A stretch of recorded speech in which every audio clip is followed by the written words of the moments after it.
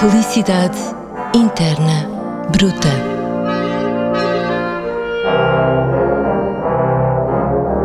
Em 1979, no filme Manhattan, talvez o primeiro em que o realizador homenageia uma cidade, Woody Allen, num célebre monólogo, faz uma lista das coisas que fazem a vida valer a pena. For me, Swedish movies, naturally. Marlon Brando, Frank Sinatra. Those incredible Apples and Pears by Cézanne. Mais de 4 décadas depois, e em tempos de guerra e peste, perguntamos a escritores, criadores, pensadores o que faz, afinal, a vida valer a pena.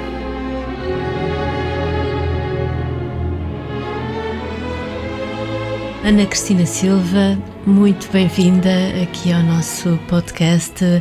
É um prazer ter-te aqui, ainda bem que estiveste disponível no meio das tuas inúmeras atividades. Ana Cristina Silva é romancista, mas também é professora universitária no ISPA, professora de Psicologia, mas especializada em aquisição de precoce de linguagem escrita, e só isso eu acho que dava uma boa conversa, mas agora estás aqui na qualidade de romancista, de quem já tem 20 anos de carreira, e nesses 20 anos conseguiste escrever 15 livros, o que é invulgar e extraordinário, e prémios também, és uma escritora premiada.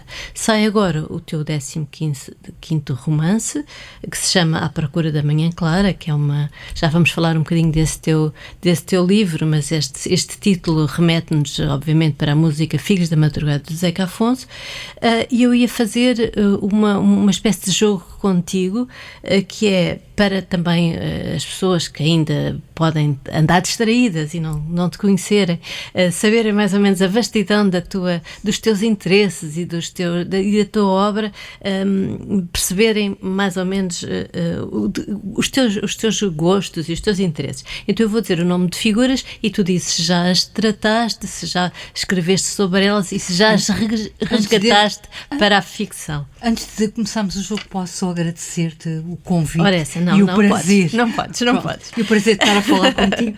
Agora podes começar. Então, Flor Bela Espanca. Flor Bela Espanca, bela. Sabes a data de quê? Do romance? Pronto, é um romance chamado Bela, que publicaste. Foi publicado a primeira vez em 2006, foi reeditado em 2020. Muito bem. Gongonhana, a data? Eu diria primeiro o nome do livro. Olha, o Rei do Monte Brasil. Muito bem. Muito bem, não, errei. Foi de 2012. Muito bem. Ana Silva Paes, portanto, À Procura da Manhã Clara, e vai sair em 2022, é onde estamos, não é? Certo. Então estamos a falar da filha do diretor da PIDE, que se apaixona pela Revolução Cubana e foi próxima de figuras históricas e tão icónicas, enfim, e carismáticas, diria eu, como o Fidel Castro e o Che Guevara. O Ceausescu e os orfanatos da Roménia. A Noite Não é Eterna, 2016. Muito bem. Linda, sei os meus títulos. Nem sempre acontece. Acertar. Rambo. O Viajante e o Seu Inferno, é? Sim, diria que sim. Foi 2020, não? Uhum. Não tenho aqui para confirmar, mas confio na autora. Foi antes da pandemia. Exatamente antes, por isso é que é de 2020. Exatamente. Madalena. A senhora da PIDE que torturava. Madalena. A Leninha, Madalena Oliveira. As Longas Noites de Caxias, 2019. Muito bem. A Inquisição em Lisboa, no século XVII. As Fogueiras da Inquisição, estava-se para chamar Dominicani, mas não gostaram. E também não foi o único livro que dedicaste à Inquisição? Não foi o único. Também foi na Salvação. Muito bem. Muito bem, quer dizer, tu é que sabes tudo isto. Carolina Love. Cartas Vermelhas, 2011. E já agora dizer que foi uma comunista que se apaixonou por um agente de PIDE. E depois poderíamos continuar, mas assim, Simão Agudinha, São Tomense. Exatamente, Dona Simão Agudinha, a Dama Negra da Ilha dos Escravos, foi o livro em que eu deixei de fumar. Pronto, já fizemos aqui um leque de personagens tão diversas e de épocas tão diferentes, e acho que ficou a apresentação da Ana Cristina feita. E eu ia perguntar que achas que o facto de seres psicóloga e de te interessares por personalidades, será que, ou melhor, será que os teus livros se centram nas personagens e na personalidade das personagens? Não só, tem que... sim, há uma Tu dimensão. analisas muitas pessoas, que eu já percebi isso, por outras razões, e também te autoanalisas muito. Sim. Mas eu sou psicóloga, quer dizer que eu me interesso mais pelo interior do que pelo exterior, faço péssimas descrições em termos do ambiente, interessa-me aos conflitos internos. E, de facto, enquanto romancista, se há uma coisa que me caracteriza, talvez seja a densidade literária, a densidade psicológica, desculpa. Será que és uma escritora psicóloga? Existe essa categoria? Já escreveram isso, que eu escrevia romances psicológicos. Não sei se escrevo romances psicológicos ou não. O que me interessa é um conflito, ou seja, não pode ser uma personagem qualquer, quer dizer, a gente pode agarrar numa personagem, tem que ter características ou da época histórica, ou da sua... Repara, por exemplo, o Al-Mutamid, por acaso não falaste dele, o que é que me interessou no Al-Mutamid? Mas diz o nome do livro já agora? Pois... eu também não tenho aqui nenhuma cábula, mas pronto, não digas então. A Crónica do Rei Poeta. Crónica do Rei Poeta. O que é que me... Para além de ser um excelente poeta, o que é que me interessou... Que é um teu livro já bastante... 2009. Ok. Ele matou o melhor amigo com as próprias mãos por questões de poder. Estamos a falar no século... XI. Uhum. Pronto. A Bela fazia-se amar pelo pai através das fotografias e é uma sistemática, procura o amor, aliás, já está nos seus poemas. Portanto, as personagens, a Carolina Lopes da Fonseca tem um percurso, não é só isso, foi por aí que eu comecei, mas tem um percurso extraordinário. Teve uma mulher clandestina, não é? Do Partido Comunista. Próxima, dizem, do Álvaro Cunhal. Sim, não é próxima, trabalhou com ele. Com o Daniel, está lá. Foi preso ao mesmo tempo que ele nos anos 40. Talvez tenha sido espia do KGB. Talvez. Só lá está que espia, mas não do KGB. Talvez, nunca se sabe. Mas, portanto, teve um percurso. Ela teve na guerra, na União Soviética, no tempo das purgas, na Guerra Civil Espanhola. Mas são percursos paradoxais, não é? Exatamente. É isso que me interessa. É o conflito, o paradoxo, porque nós somos, enquanto pessoas, profundamente contraditórios. Isso faz parte da natureza humana. E, portanto, estas personagens são personagens que vivem ou em conflito ou em profunda contradição. E muitas vezes em situações limite. Portanto, porque há estas duas dimensões. Eu gosto de escrever... Não diz nada de bom de mim, eu sei, paciência. Gosto de escrever sobre situações limite. Também escrevo romances que eu inventei. A Noite Não é Eterna ou A Mulher Transparente, é tudo inventado. Quer dizer, eu estudo uma época histórica, mas as personagens são inventadas. Mas eu devo dizer que eu gosto mais do romance biográfico. Eu gosto muito do romance biográfico. Mas já agora, não vamos deixar de falar do teu último romance, que vai ser lançado agora, neste mês, e também é uma figura altamente controversa, não é? Por dentro e por fora. Por dentro e por fora. Se calhar é uma revolucionária que desde pequena andou Estamos a falar da Ana Silva Paz, a tal senhora que era filha do regime, sim, no tempo da ditadura, e que se mudou para Cuba. Sim, e foi uma revolucionária convicta, não foi? Temos o caso de uma burguesa que foi para Cuba com o marido que era diplomata suíço, que se apaixonou pelo Che Guevara, e foi a paixão pelo Che Guevara, mas teve relações com altas figuras do regime, com o ministro do Interior Abrantes, com o médico do Fidel, portanto, e que provavelmente, digo eu, o que a levou numa primeira fase a optar, para além da paixão, foi a oposição a este país cinzento do tempo do fascismo. E ao próprio pai? Isso é que é engraçado, entre outras coisas. Isso é que é engraçado. Ela fez tudo para salvar o pai. Ela amava profundamente o pai. Ela... Para salvar em que sentido? Para, por exemplo, lhe concederem a liberdade condicional, para, portanto... Depois sim, ela teve cá no verão quente. Ela trabalhou para a 5ª Divisão com o Coronel Varela Gomes, teve cá durante o período do verão quente e durante esse período, e depois veio cá várias vezes, porque o pai não chegou a ser julgado porque morreu entretanto, e foi libertado preventivamente porque estava muito doente, tinha um cancro e tinha um grave problema.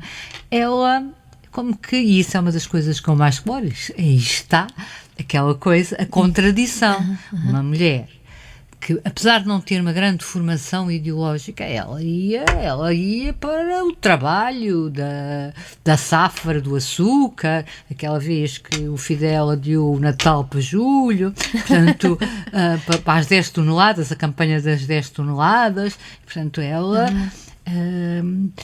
Portanto, não era uma revolucionária de pacotilha, uma revolucionária de pacotilha. Claro. Ficava no que tu dizes, que é esse grande interesse pelo estudo e pelos interiores dos cérebros dessas figuras que existiram mesmo, também há uma grande investigação histórica por trás, ou seja, tu investes muito no estudo, na quantidade de bibliografia que vais procurando, encomendando, também entrevistas que eu sei que fazes. Sim, neste caso concreto eu tenho que agradecer, aliás foste tu que me apresentaste, a base terá sido a reportagem jornalística do António Castanheiro e do Valdemar Cruz, portanto, e o Valdemar Cruz acompanhou-me, teve para aí 6 conversas de Zoom comigo, e o livro seria completamente diferente se eu não tivesse tido a conversa com o Valdemar Cruz. Há 3 coisas que ficaram diferentes.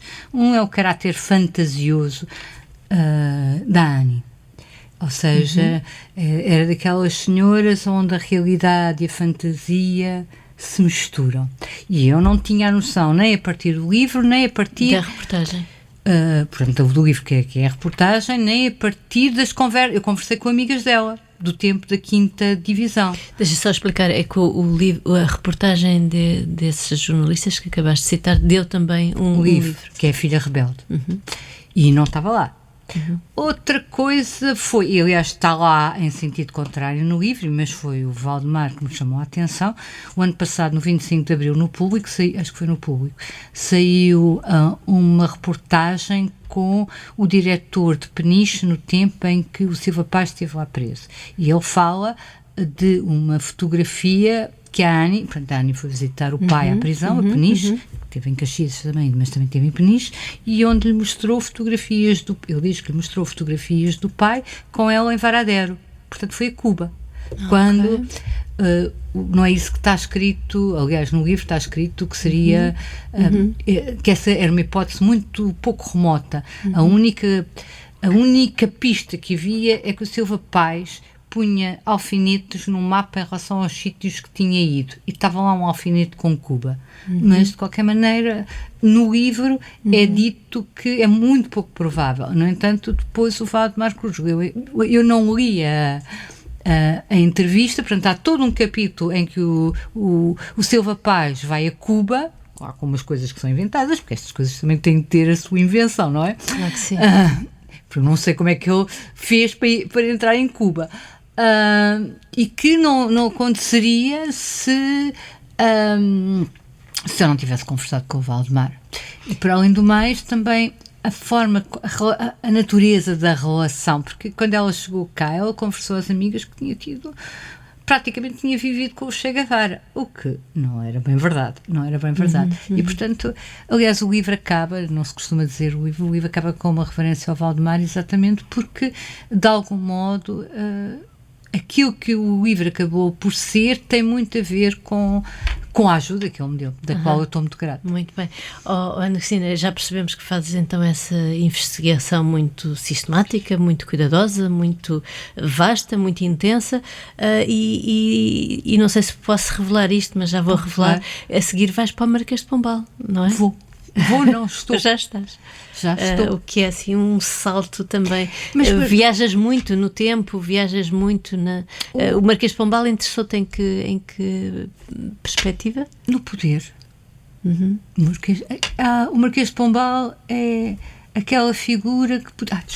aquela figura que... é uma espécie de Putin.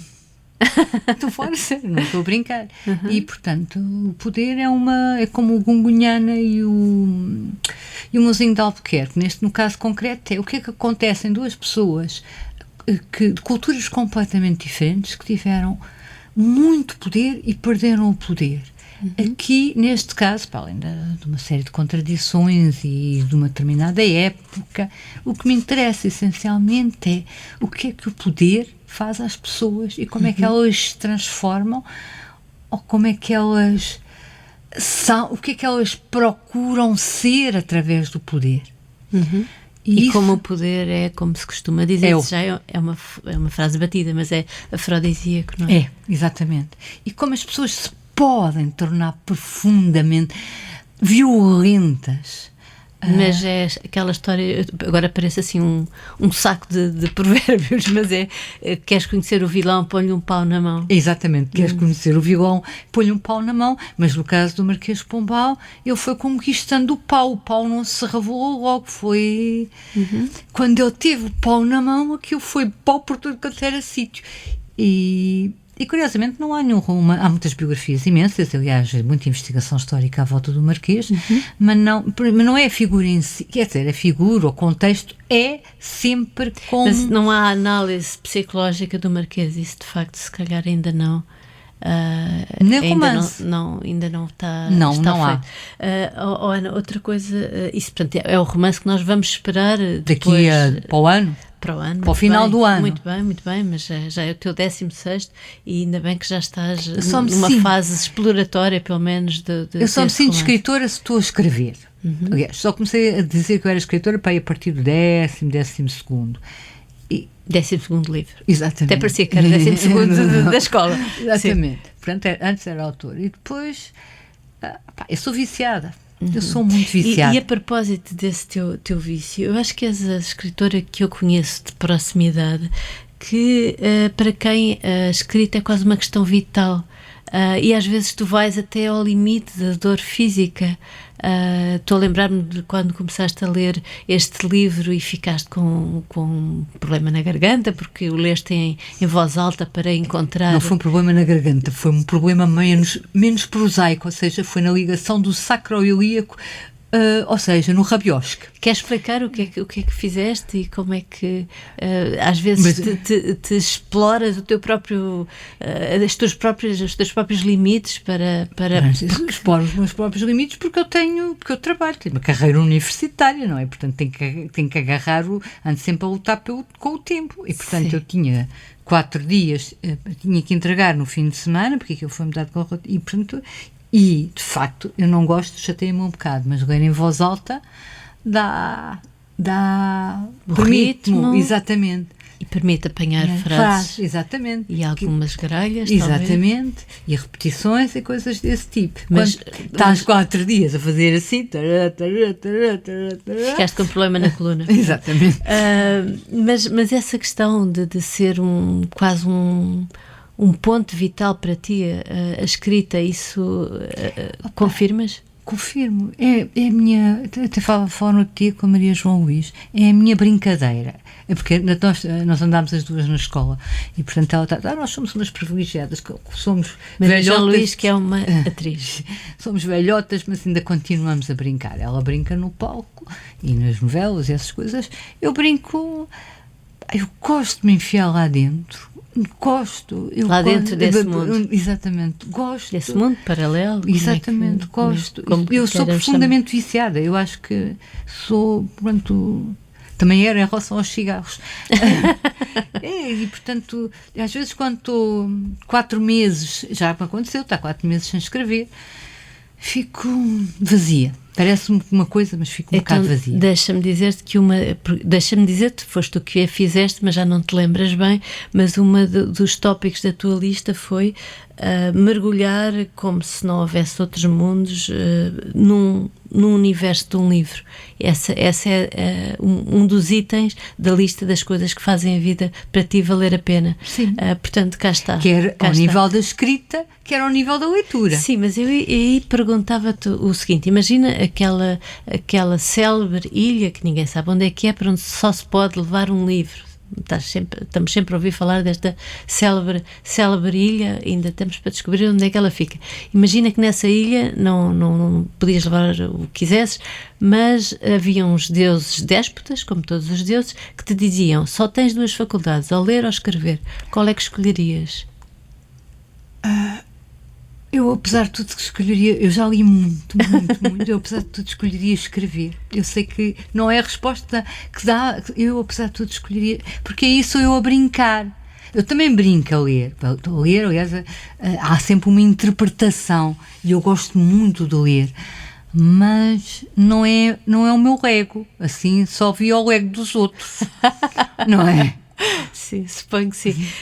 Aliás, tu foste também das raras pessoas que encarou a pandemia, estes 2 anos de enclausuramento, de uma forma muito disciplinada e muito monástica, mas também com alguma sensação vantajosa. E vou tirar proveito disto para a escrita, porque te pudeste dedicar durante 2 anos seguidos à escrita e de facto não saíste de casa mesmo. Quer dizer, se é um monte gordo, está um monte gordo, estás a ver Vila Franca, que ele tem um monte de pessoa lá acima, quer dizer, não é bem assim. A partir de maio do ano passado, aliás, comecei a dar aulas e mais não sei o quê, mas não foi 2 anos, foi 1 ano e 2 meses, mas de facto saí muito pouco. Mas aí... Eu lembro que tu dizias nem para levar o lixo. Isso no primeiro confinamento. Mas aí, pronto, aí... Ou seja, encontraste algo de positivo para a tua escrita nesse confinamento obrigatório para todos, mas depois tu levaste um pouco mais além Nesse confinamento eu reescrevi a Bela, porque a Bela foi republicada, mas foi reescrita porque eu não tinha um PDF, aquilo foi publicado pela Amber, só tinha a versão da versão original, e eu não gosto de copiar, portanto reescrevi. Fiz em setembro do ano passado, ou para aí comecei a fazer a pesquisa, setembro não, do outro ano, a pesquisa, e escrevi. E é mais fácil escrever sem andar em transportes. A gente levanta-se, porque eu dei as aulas até o ano passado online. Sim, levanta-se, vai dar aulas online, portanto perde-se menos tempo. Há menos etapas intercalares. Exatamente, estamos ali mais focadas e, portanto, e como sabes muito bem, é preciso estar focado. E, portanto, as interrupções sucessivas dão-nos... Temos que voltar atrás, temos que voltar para dentro. Aquilo não é chegar e e para mim, pelo menos comigo, não é? É preciso voltar ao ritmo, ao ambiente. Portanto, a pandemia que teve o caráter opressor para ti, que eu sei que teve, também teve um caráter de utilitário em termos da tua... Infelizmente, desse ponto de vista. Da tua escrita e de poder estar absolutamente focada como se não existisse outro mundo. Exatamente. Só aconteceu isso. Portanto, o meu primeiro romance, que é sobre a Mariana Alcoforada, aconteceu... uma personagem que não falámos no tal jogo inicial. E eu estava a fazer o doutoramento, tinha bolsa. Eu despachei o doutoramento num ano. Não conheces muita gente que tenha feito um doutoramento num ano. Portanto, e não está mal, foi publicado pelo Gulbenkian. E depois continuei a fazer o doutoramento e fui ver se era capaz de escrever. E portanto, e não houve livro tão bom de escrever como esse, em todos os aspectos, porque eu não sabia nada, né? Para a frente é que era Lisboa, como saiu, não sei o quê, mas também porque eu não tinha mais nada. Ou seja, eu estive completamente... Aliás, escrevi em 4 meses, a Piedade Ferreira foi a minha primeira editora, dizia, tu não digas a ninguém que escreviste isto em 4 meses. Foi por inconsciência, eu reconheço, absoluta inconsciência, mas também porque nunca mais tive a oportunidade, excepto um bocadinho da pandemia, mas apesar de tudo não foi a mesma coisa, de estar só naquilo, de manhã à noite, porque eu trabalho e porque tenho uma carreira universitária. Com certeza. Mas sim, de facto tiveste um foco muito permanente e muito intenso, e daí saíram quase 2 romances, um romance inteiro e a reescrita de outro. Felicidade interna bruta. O que é interessante, eu vou-te revelar algumas coisas, porque, como já disse, tu não te lembras de todas. A lista das coisas que fazem a vida valer a pena, que é o tema deste podcast.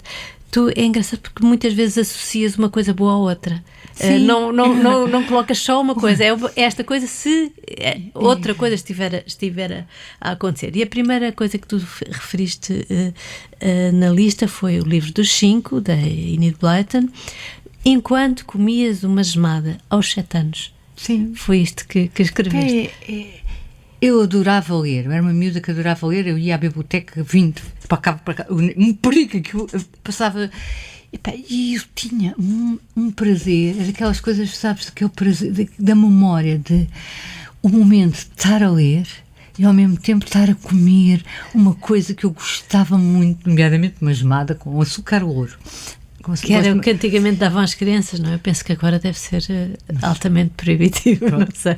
Tá bem, mas o açúcar branco é pior que o açúcar ouro, mas eu gosto do açúcar ouro, que é aquele batido, e portanto estar a ler e a comer aquilo é... Mas olha que a Enid Blyton também é uma figura... Tem coisas controversas, não é? Porque era uma senhora que escrevia para crianças, não gostando muito de crianças, segundo a biografia da Alice Vieira, por exemplo, e segundo o que se conta dela... seria, imagino eu, também uma personagem interessante para um dos teus romances. Sim, mas pronto, faz parte do meu imaginário infantil. Eu não mexo no meu imaginário infantil. Eu comecei a ler no Nodi e a aldeia, os Diabretes. Repara, havia a Anitta e o Nodi. A Anitta nunca achei graça nenhuma, porque aquilo era perfeitamente... Agora, os Diabretes, a parte dos Diabretes, a cidade dos brinquedos, os Diabretes, o Orelhas Grandes... Encantador. E ela construiu este império literário, vendeu, além de ter 800 livros, para além dos 5, dos 7, das Gêmeas, das Torres, do Colégio das Torres e tal. Pronto, e também tem boas descrições alimentares. Pois era. Era uma comida que não incluía gemadas, penso. Não, era scones quentinhos e bolo de gengibre com sardinhas em lata. Vê lá as coisas que eu me lembro. Eu só me lembro das saladas de cebola. Pois não, pronto. Que é um pouco estranho aqui para os portugueses. Tu gostavas mais de ser a Júlia, a Ana, o David, a Zé? A Zé. Calculo que não o cão, não é? Exatamente. A Zé. Era assim, tem uma coisa mais venturosa. Assim. Muito bem. Depois temos aqui outro tópico em que tu falas de nadar na praia num dia de mar agitado, e em que falas do perigo e da vitória. Isso deve ter sido um episódio real que te aconteceu? Na aldeia do Meco. Queres contar? Eu era um bocado... eu sou uma rapariga muito... Não tenho... Quer dizer, tenho carta. Mas não sei guiar, não sei andar de bicicleta, não... Sou uma rapariga tal... Mas no mar... Não sei porque é que tem o mar... Porque é que tinha o mar...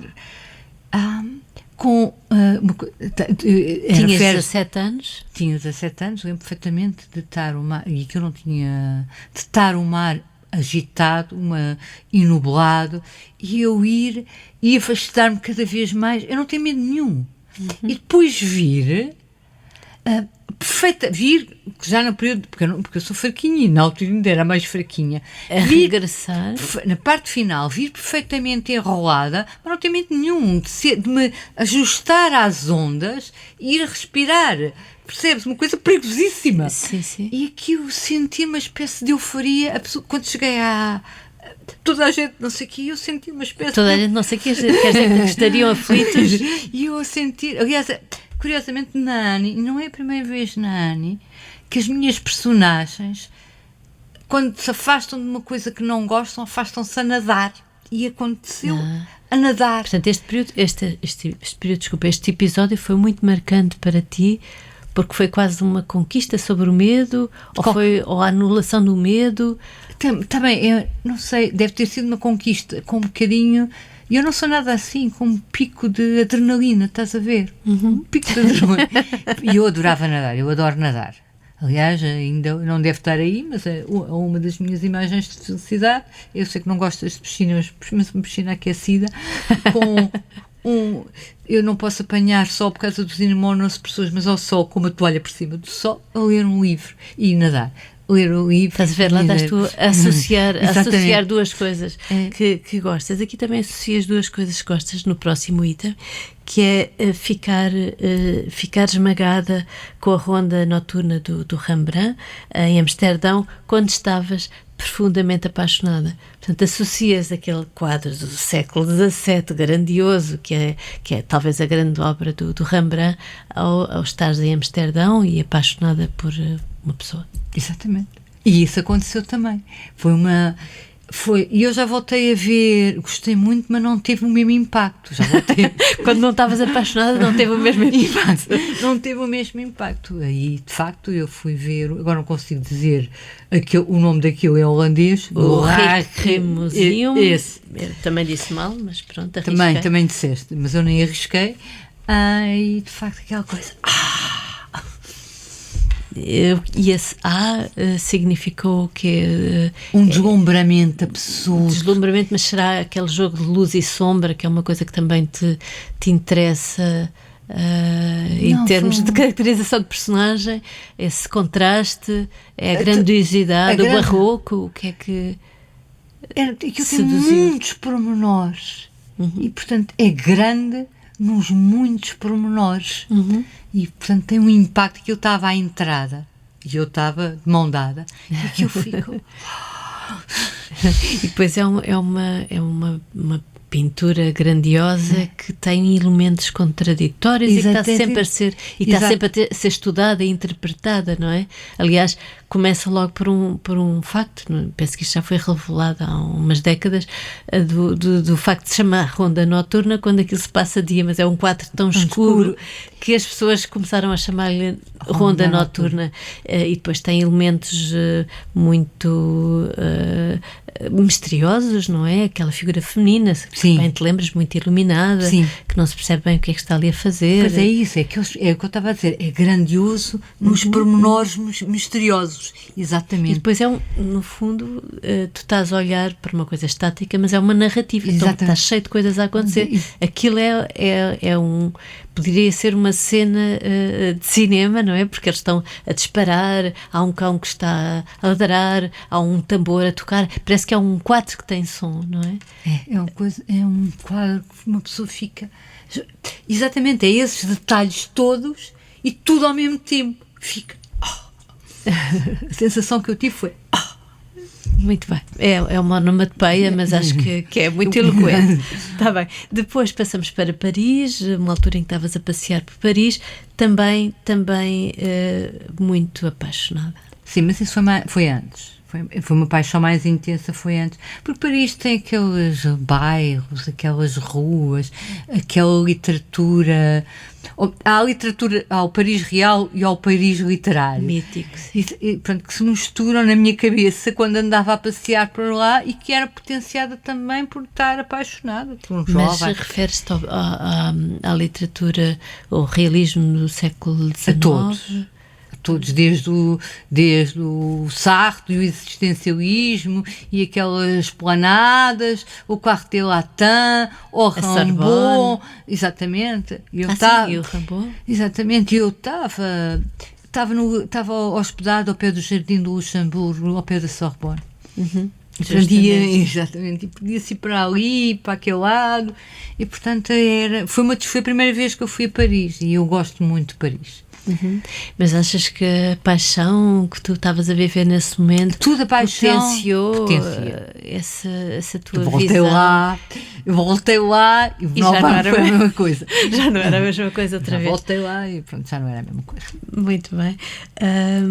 Depois outro ponto que tu referes é imaginar-te a ti própria, outras pessoas e outras vidas, e noutras vidas, ponho eu, que era isso que querias dizer? Sim. Mas isso tem a ver com a escrita. Isso é o teu lado ficcionista, não é? Isso tem a ver com a escrita. Quer dizer, apesar de tudo, sabes, vivemos de algum modo, pela linguagem, vivemos várias vidas, porque temos que entrar lá para dentro, para aquela história do devaneio. E o que eu gosto de trabalhar, mas a fase que eu gosto mais e que não me dá angústia nenhuma, eu não tenho angústias a escrever, porque eu acredito que é como aquela coisa olha, na festa do Avante, não há uma coisa que sai sempre. Sai sempre. Estás a falar de rifas? Ou as rifas, assim? Que sai sempre. Aquilo eu acho que de uma maneira ou de outra sai sempre. Pode não sair logo. Mas pode não sair a bicicleta, mas pode sair outra coisa, uma qualquer caneta. Exatamente. E portanto tem que se ter essa fé para não se ter grandes angústias. E eu escrevo da mesma maneira e ao princípio até se pode, se tu não, contigo isso não acontece, nunca escreves mal, mas comigo há coisas que eu escrevo que são uma porcaria no meio, mas é o devaneio e depois que tem que ser limado, e o que eu gosto mesmo é entrar no devaneio. Eu acho que a Rosa Montero escreve muito bem na célebre Louca da Casa. O que é este? Que é um livro que tu gostas muito e já te ouvi falar dele. Exatamente, porque tem aquela coisa, há uma das coisas que eu também gosto muito na literatura, que é o manipular estruturas narrativas. E ela tem aquela história que eu nunca tinha visto em mais lado nenhum, que é o princípio é igual e depois aquilo tem um desenvolvimento diferente. Que a primeira vez que acontece aquilo tu pensas, mas eu já li isto. Mas logo ao princípio ela fala da louca da casa, do devaneio, de uma forma de psicose controlada. Ela não diz psicose, acho que diz esquizofrenia, mas é a mesma coisa. Sim. Psicose controlada. E pronto, a diferença é que os psicóticos acreditam que o devaneio é real. Nós... E acreditam que há mesmo vozes dentro da cabeça, enquanto os ficcionistas sentem aquelas vozes dentro da cabeça, mas sabem perfeitamente não é real, que são dirigidas. Exatamente, não são reais, mas são vividos como se fossem reais.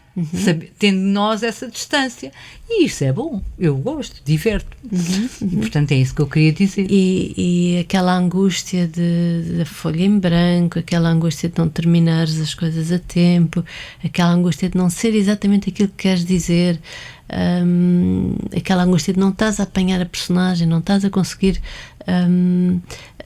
transmitir toda a ebulição que vai dentro das tuas personagens, que são sempre seres contraditórios, como há pouco disseste. Isso não te traz depois angústias para o teu cotidiano, para o teu dia-a-dia? Não tenho muito tempo para ter essas angústias, depois tenho que fazer outras coisas. Mas para além disso, o que eu aprendi, portanto, já faz este ano, fez este ano 20 anos que eu comecei a escrever e publiquei o meu primeiro romance. E o que eu aprendi, porque eu acho que eu escrevi quando era miúdo, e eu dizia, eu acho que tenho. E pronto, eu comecei a escrever. Achas que tens? Tinha qualquer coisa. Contava histórias a mim próprias para adormecer. Eu escrevi mentalmente romances, uma história qualquer, eu nem sei que se passava no deserto. E que tinha episódios, eu ia antes de adormecer, ia para trás onde tinha deixado e continuava. Já não me lembro. Pronto, Pena não resgatares, parece-me, até agora estou a gostar da história no deserto, passava-se no deserto, parece-me um bom decor para um romance. Pronto. E eu comecei a escrever porque levei tive uma relação, estava apaixonada, o mesmo do Rembrandt, por um holandês, e eu levei com os pés. O mesmo do Rembrandt, é bonito. O mesmo do Rembrandt, e eu levei com os pés, portanto eu não fui logo para a Holanda, que eu já tinha 5 anos, ele achou, então vamos embora, vamos acabar, e eu apanhei um grande desgosto. E então escrevi a Mariana, portanto foi um desgosto de amor, porque a Mariana tem inclusive... E isso eu acho portanto, eu estava apaixonada, não quer dizer que ele não fosse um bronco, e ele era um bocado bronco, quer dizer, não era bronco, mas era. E portanto, felizmente ele já não sabe português e portanto não está a ouvir neste nada, momento. Nem nunca vai ouvir. Mas vem visitar-me 10 anos depois.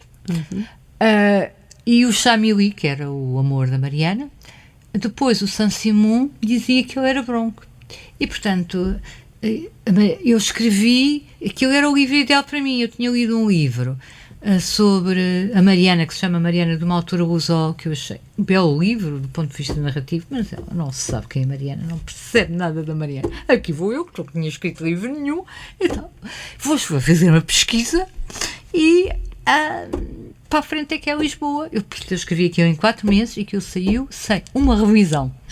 Sem nada revisto. Com gralhas. Não havia lá, fiz o Mas conselho. sentias-te de alguma forma a incorporar o sentimento que ela tinha? Também. E estavas a ultrapassar então essa fase não tão boa e conseguiste transformá-la numa coisa boa, que foi transformá-la num Sim, livro. porque eu voltei à paixão quando tive o livro na mão e eu não conhecia, foi um milagre, eu não conhecia ninguém, eu estava a ler um livro da Gótica e pensei, pode ser que isto é mais ou menos parecido. Não conhecias ninguém em termos editoriais, em termos do meio literário? Não conhecia ninguém, aliás, eu nem era daquela, li imenso, mas nunca, nem tenho uma assinatura. Não ligo a esse tipo de coisas. Não mas quer dizer que tens essa coisa que é muito boa, que é transformar, por exemplo, um desgosto de amor, era isso que estávamos a falar. Sim, mas só aconteceu aí. Mas numa coisa boa, não é? Numa coisa. Sim, mas só aconteceu aí. E que foi o teu primeiro livro. Mas também já me disseste que começaste a escrever mais intensamente quando começaste a viver sozinha, ou seja, que precisas de solidão, que precisas de Há quem goste, sei lá, há pessoas que escrevem de todo lado. Conheci, sei lá, o Miguel Real escreve à espera da mulher, quando a mulher vai fazer compras no carro, no comboio. Não, primeiro tenho que estar em silêncio. Nem música, nem nada. Não, tenho que estar em silêncio. Depois tenho que estar é estúpido, eu tenho muitos sítios em casa, quer dizer, não tenho uma casa muito grande, mas é sempre o mesmo sítio. É o teu ritual, é o teu ritual espacial. É assim, um dia, então sobretudo se eu estou engatilhada, eu não me importo nada, eu tenho poupado, não tenho ganho muito dinheiro com a literatura, nem por isso não se ganha muito dinheiro, mas tenho poupado muito dinheiro à conta da literatura. Um dia... Tens poupado em que sentido? Porque ficas muito reclusa em casa, porque... É assim, eu não...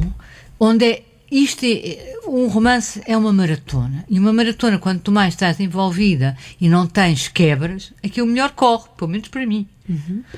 Se tu andas a fazer artigos científicos, se tu andas a fazer conferências, se tu andas a ler trabalhos, aquilo quebra-te, não é? Sim, mas podias ter alguma vida social no meio disso, e tens, com certeza. Tenho muito pouco, porque eu estava a pensar sobretudo nas férias. As minhas férias são sempre muito curtas, porque nas férias grandes é quando eu escrevo mais, quando eu dou ao gás, porque nada me... Mas pareces muito focada para aproveitar todos os teus tempos extraescolares e escritora de artigos científicos, esta investigadora, para te dedicares profundamente à escrita. Isso é admirável e nem toda a gente tem essa força interior, pode-se chamar assim? Porque eu gosto, ou seja, não me sinto a fazer um sacrifício. Eu gosto dos dias em que tomo banho. O banho é um bom sítio para ter ideias. Eu pensava que era para cantar. Não, para ter ideias é com o duche. Eu tenho um duche.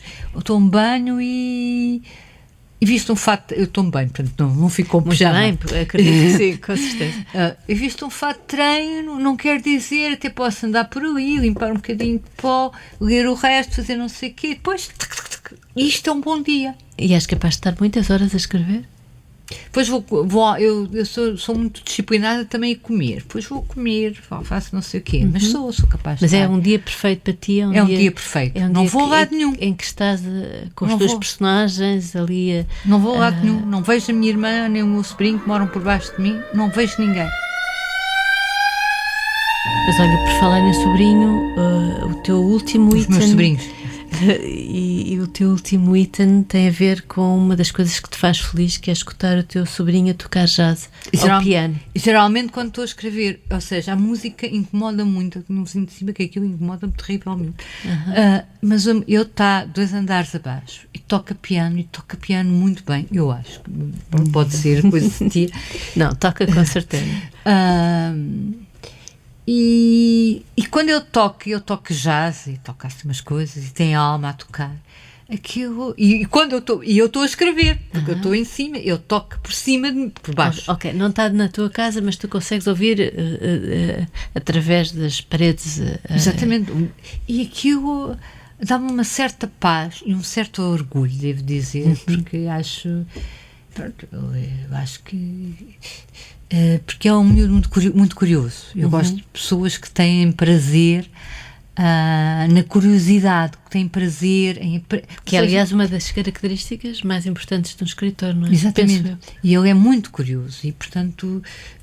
De um escritor ou de um criador? Sim, ele é... Pronto, mas está em informática, mas é curioso em relação a tudo e quer informática com objetivos... Mas ter um sobrinho informático, deixa-me dizer que também pode dar muito jeito a um escritor. Sim, mas eu não peço nada porque ele tem a vida dele, está a aprender japonês, está a dar aulas, ele está a fazer o mestrado e já está a dar aulas no técnico. Muito bem. Portanto, mas há um destes momentos em que tu estás a escrever, estás a teclar e estás a ouvi-lo, a pianar. Desse ponto de vista, ele é muito disciplinado. Sai à tia? 1 hora por dia eu toco piano e geralmente é antes do jantar e eu estou aquela hora das 6h30 às 7h30, 8 horas. E eu estou a escrever. Que hora em que estamos naquela fase intermédia do dia e da noite? Exatamente, eu estou a escrever e aquilo é E pronto, eu escrevo em frente à janela, é tal combinação. Porque aquilo tem as cores, porque eu escrevo numa janela que tem assim a tal combinação de duas coisas que se conjugam e que se tornam perfeitas. Exatamente. Portanto, é a janela à frente da qual tu escreves a ver o Rio Tejo e o anoitecer. Exatamente. A música já do teu sobrinho e tu e as tuas personagens. Exatamente. Obrigada, Ana Cristina Silva. Ficamos à espera então À Procura da Minha Clara, que sai agora, neste momento. Estamos em cima do acontecimento e agradeço muito teres vindo. Obrigada. Eu é que agradeço. Foi um prazer conversar. Foi uma conversa muito boa. Obrigado, Ana.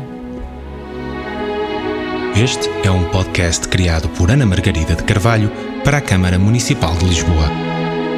A sonoplastia é da autoria de Fernando Figueiredo.